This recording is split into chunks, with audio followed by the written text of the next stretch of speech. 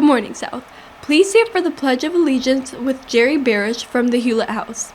I pledge allegiance to the flag of the United States of America and to the republic for which it stands, one nation, under God, indivisible, with liberty and justice for all.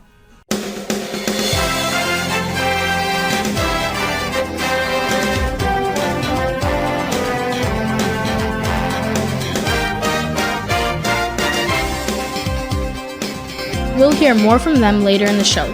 Good morning once again, and welcome to the Falcon Report for this Friday, the 17th of January, day 1. I'm Nudra Adonsic. And I'm Jumna Adonsic. This past Monday, the English Honor Society held its first ever meeting.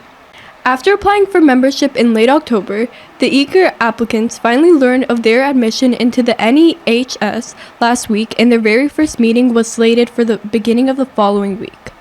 Congregating in the chorus room after school, the 11th and 12th grade members were first met with opening remarks from the English department head, Mrs. Vanessa Barboni, who urged the students to do all they can to make a lasting mark on the Honor Society during its inaugural year.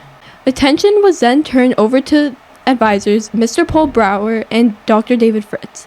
The two congratulated all on being admitted into the Honor Society and then laid out the requirements for maintaining membership as well as their plans for the rest of this year.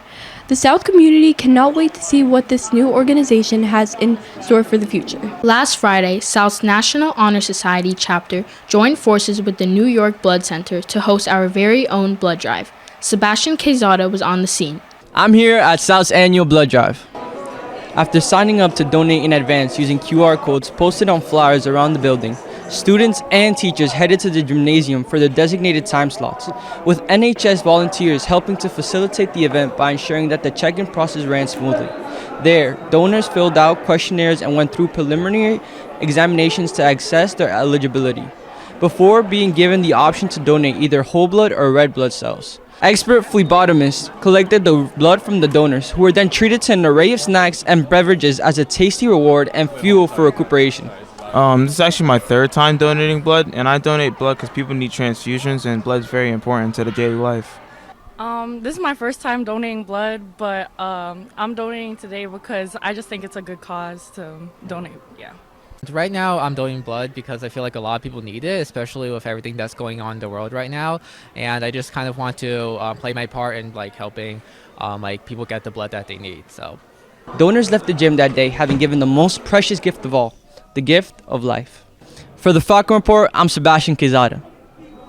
Last week, Mr. Peter Mastroda's AP US History students were tasked with showcasing their knowledge of 19th century Monopoly leaders with a melodic twist. The purpose of this project was for each team to convince their classmates that their assigned captain of industry was the most influential of their time. Rather than creating a presentation, each group had to write and perform lyrics in the form of a 3 to 5 minute song for their classmates to watch. In the job, but Vanderbilt had a vision, yeah, he had made it to the top. In business, but elect. The winners, receiving extra credit in the class, secured victory by letting their creativity shine through. Even Mr. Mastroda got into the jiggy mood. Too rich. That's the best part, bro. It's the person. Thanks to this musical experience, the APUSH students consolidated their knowledge of U.S. history. Our school's charity, the Huet House, does amazing work in bettering the lives of our cancer patients. The Falcon Report's Aiden Ashby can tell us more about it. I'm here at the Huet House, where a national landmark has been reconfigured into a healthy and safe space for cancer patients.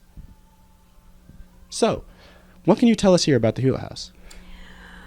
A lot. We started putting it together in 1995. We opened to the public in 2000. We're a completely free service, and we have serviced over 42,000 people. We service not only the cancer survivor or the newly diagnosed, children, their families. We offer education, outreach. We have a wig room, which you will see later. We offer bras, prosthetics, wigs. We have doctor service. He's a psychologist who comes in. He does private counseling and meets with the patients and their families if there's any problem. It's all about the kids, the schools, high schools, colleges. That's who does really all the work here, the volunteers. No one gets paid here. So here, we donate. Anybody that comes in, they're on treatment. They lose their hair. We offer them wigs.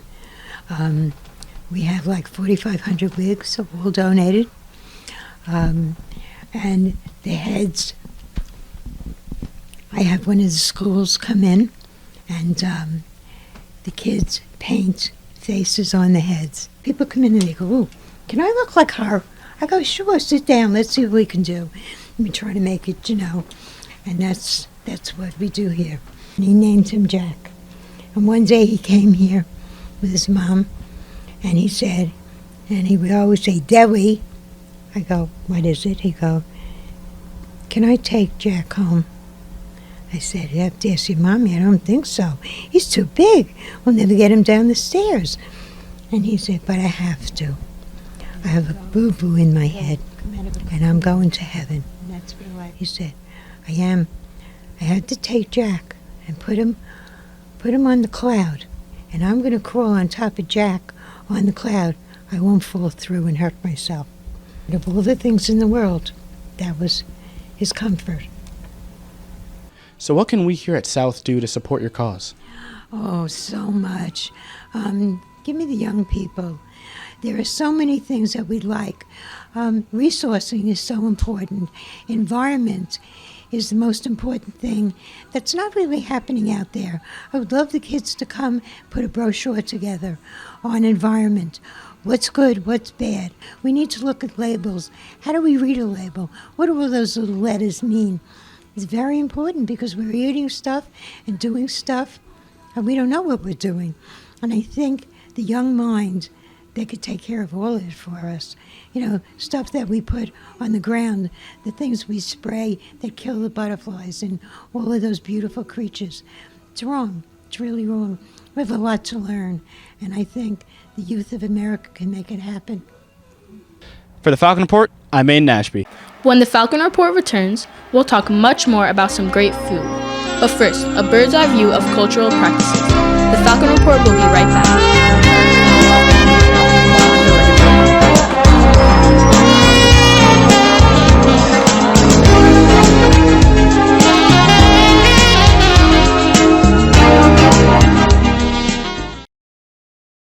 Sneakers, sneakers, sneakers.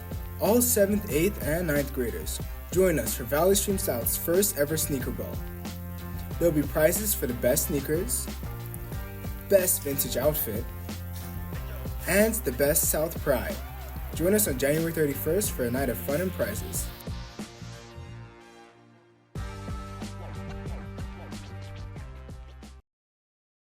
All right, movie time. So excited for this. Cultural Society is hosting their very own movie potluck night, and they want you guys to be there. It'll be happening January 17th at 3:15 in South Hall. Shh, be quiet. Sorry. Admissions are $5, or you can donate food to get in. Have a great movie night, South. Oh, it's starting. Stop! Why is it being so loud? Oh, come on, I wasn't being that loud.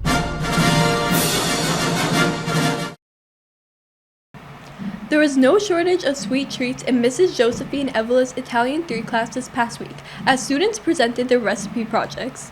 As part of their food and cooking unit, the class was tasked with choosing a recipe to follow and then presenting to the class.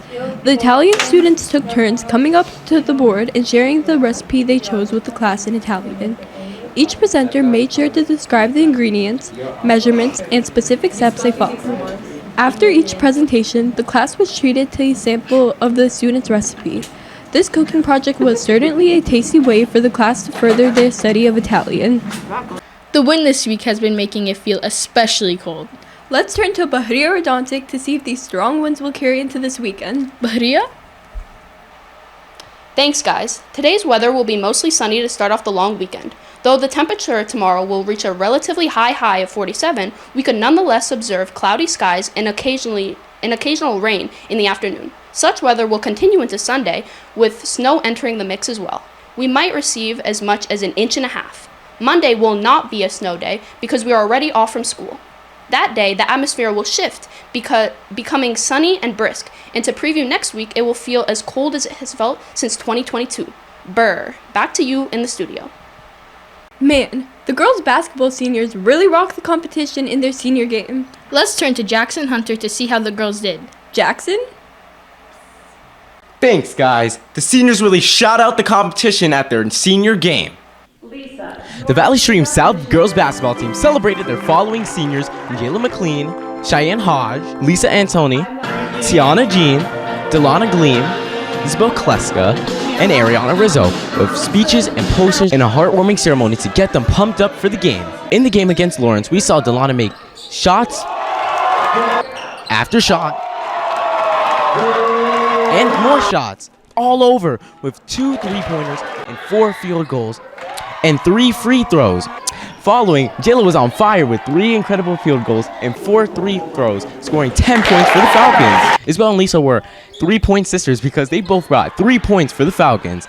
The Falcons in the end dominated the first, second, third, and fourth quarters with points of 10, 11, 6, and 12 to bring home a win to the seniors and the team with an incredible final score of 39-27. And that's sports. That's all for this edition of the Falcon Report. For Jumna Radontic, I'm Nuda Radontic. Have a great weekend, South. Wait, why is Amina calling me? Put it on speaker. Why are you hosting without me? Oh.